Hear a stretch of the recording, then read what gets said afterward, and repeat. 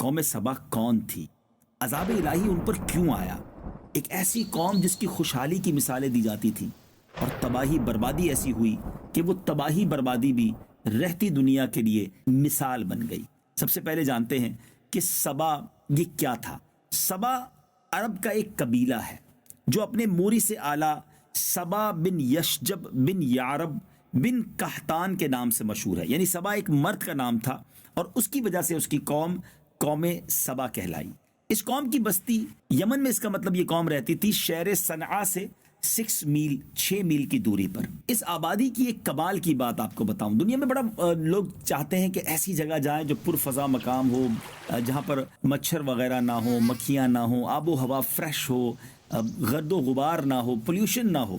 سبحان اللہ، یہ قوم ایسی تھی کہ اس کی آبادی کی آب و ہوا اور زمین اتنی صاف تھی، اس قدر لطیف و پاکیزہ تھی کہ نہ اس میں مچھر، نہ مکھی، نہ پسو، نہ کھٹمل، نہ بچھو، یعنی اس طرح کے حشرات الارض بھی نہیں تھے۔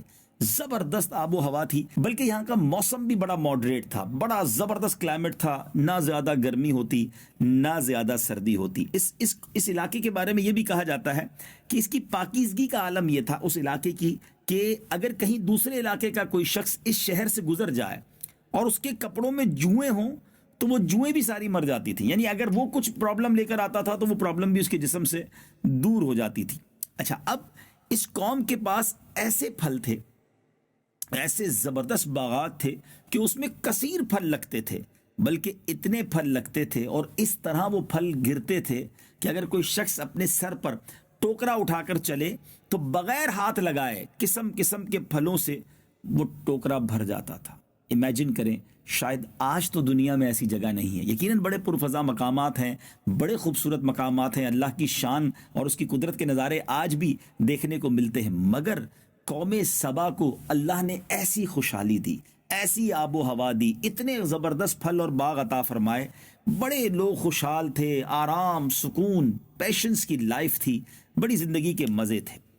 لیکن اب گڑبڑ کہاں شروع ہوئی کہ جب اتنی ساری نعمتیں ملی، اتنی ساری آسائشیں ملی، تو ہونا کیا چاہیے تھا؟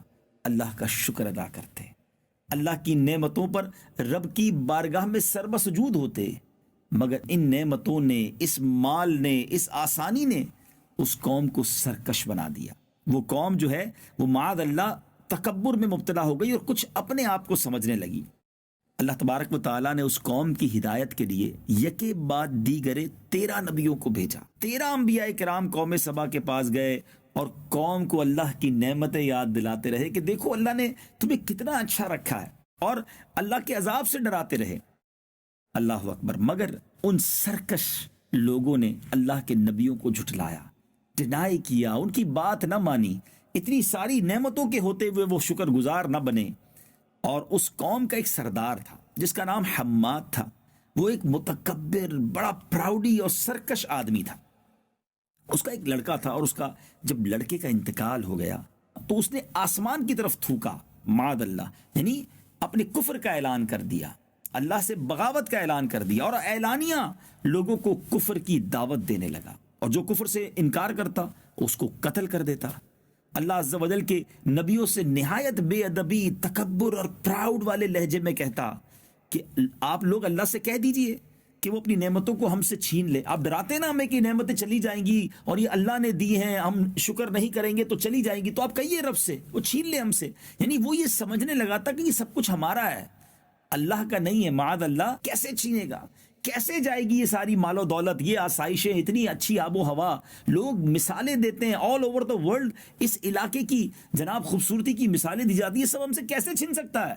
اب جب اس حماد نے اس طرح تکبرانہ لہجے میں، عصیان سے بھرپور لہجے میں جب یہ کہا، اور اس کا عصیان، طغیان بہت بڑھ گیا، نافرمانی بہت بڑھ گئی، تو اللہ تعالیٰ نے اس قوم پر بڑا عجیب عذاب بھیجا۔ اس قوم پر سیلاب آیا۔ ناظرین، یہ سیلاب کیسے آیا؟ قوم سبا کی بستی کے کنارے پر پہاڑوں کے دامن میں بند باندھ کر، یعنی آج کل جو ڈیم بنائے جاتے ہیں کہ بڑے بڑے گیٹ لگا کر یا بڑی بڑی دیواریں لگا کر پانی کو روکا جاتا ہے اور اس پانی کا پھر استعمال کیا جاتا ہے، تو بڑے اچھے انداز میں بند باندھ کر ملکہ بلقیس نے 3 بڑے بڑے تالاب نیچے اوپر بنا دیے تھے تاکہ پانی سٹور رہے اور اس قوم کے کام میں آئے۔ مگر اللہ کی شان دیکھیں، ایک چوہے نے اللہ کے حکم سے اس بند کی دیوار میں سوراخ کر دیا.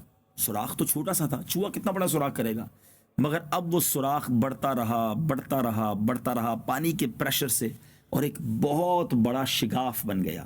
اور اس کے بعد بند کی دیوار ٹوٹی، اور ناگہاں بڑی تیزی کے ساتھ ایک بڑے ریلے کی صورت میں وہ سیلاب جو ہے اس بستی میں آ گیا. لوگ سکون سے گھروں میں بیٹھے تھے، چین کی بانسری بجا رہے تھے، کوئی ٹینشن نہیں تھی کہ اچانک ایسا سیلاب آیا کہ اس کے دھاروں نے اس بستی کو غارت کر دیا.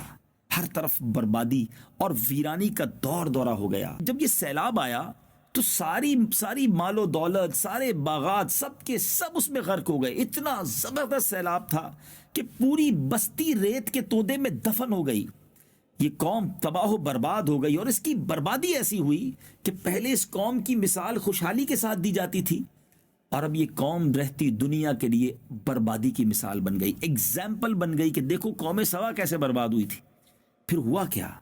عمدہ اور لذیذ پھلوں کے جو باغات تھے ان کی جگہ جھاؤ اور جنگلی بیروں کے خاردار اور خوفناک جنگل اگ گئے، اور یہ قوم عمدہ اور لذیذ پھلوں کو ترس گئی. اللہ اکبر.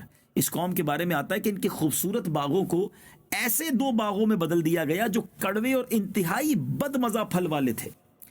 اس میں جو لوگ یعنی ان پھلوں کو کھا بھی نہیں سکتے تھے، ترس گئے کہ وہ قوم جس کے درخت پھلوں سے لدے رہتے تھے لذیذ، اب وہ کڑوے پھلوں والے درخت اور باغات بن چکے تھے.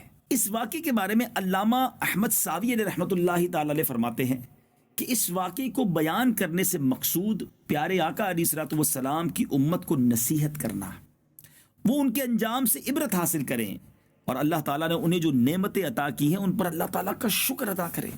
اور اگر وہ ایسا نہ کریں گے تو انہیں بھی ایسے حالات کا سامنا کرنا پڑ سکتا ہے. ناظرین غور کریں، آج آئے دن زلزلے، آج آئے دن سیلاب، کہیں طوفان، کہیں سونامی، کہیں آندھی. اب غور کریں یہ سب کچھ کیوں ہو رہا ہے؟ کہیں ایسا تو نہیں کہ ہم بھی اللہ کی ناشکری کر رہے ہیں، ہم بھی اللہ کی نعمتوں کا شکر ادا نہیں